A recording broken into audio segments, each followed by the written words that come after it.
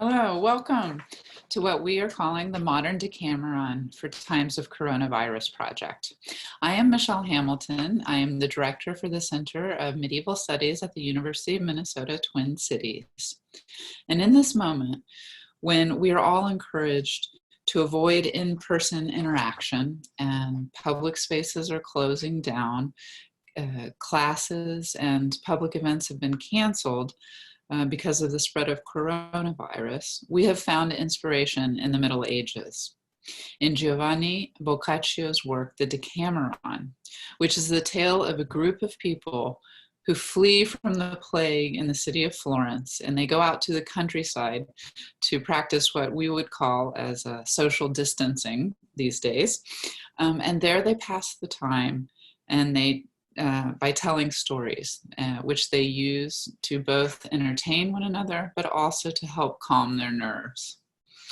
And since we find ourselves in a similar situation, we thought we would invite you to help us raise our spirits, pass the time, and to engage in friendly conversation about stories and about ourselves.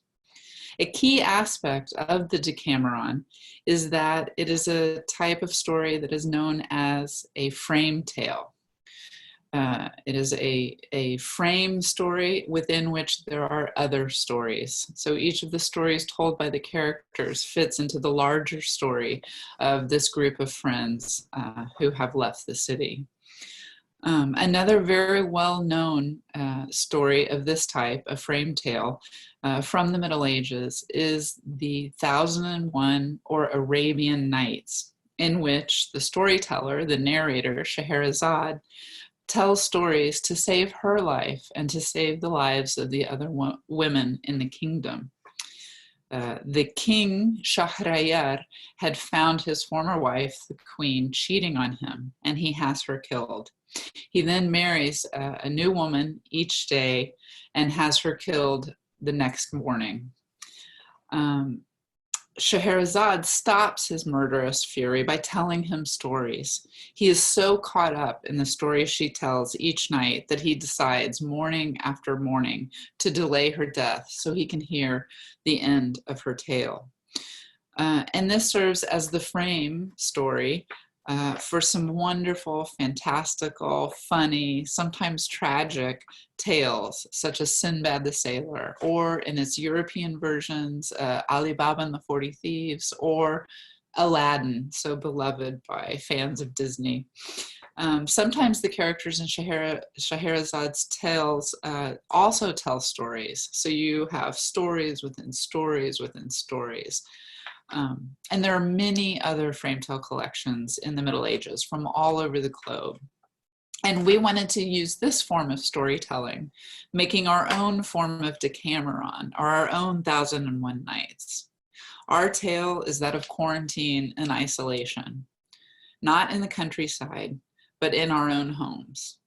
We may not be together in an Italian villa, but we can be together virtually to share our stories and to lift our spirits. And I will start. I have picked one of my favorite stories, Haroun and the Sea of Stories by Salman Rushdie. This is a short novel, and I have picked sections that tell the tale of Haroun and of his father, and also of Haroun's discovery of the power of stories.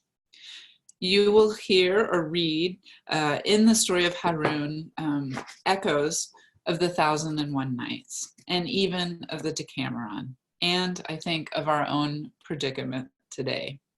Haroun's world is both timeless and modern. It is a world of myth and fantasy, but also of contemporary politics, fake news, and untruths. But stories like the Decameron and the 1001 Nights, and so many other novels, poems, and songs. And I have been so touched by the songs that Italians are singing each other to lift their spirits. And you can find that in the news on CNN or on in the Guardian. You can see film clips of people going out on their balconies and joining one another in singing. But songs, stories, works of art help, in this novel, help Harun fight off sadness, darkness, cynicism, and terror. And I think they can do the same for us. So I offer to you this story which is a story about stories and about the power and importance of storytelling. And I invite you to contribute your own story. Help us build this modern Decameron. Consider contributing your own voice and a story of your own choosing. What is your favorite short story? What is your favorite poem? We also want to hear your thoughts about these stories, but this is not a class. It is a space for conversation and thoughtful, sincere, and earnest comments. So no trolls and no trolling, please. We all have enough to worry about.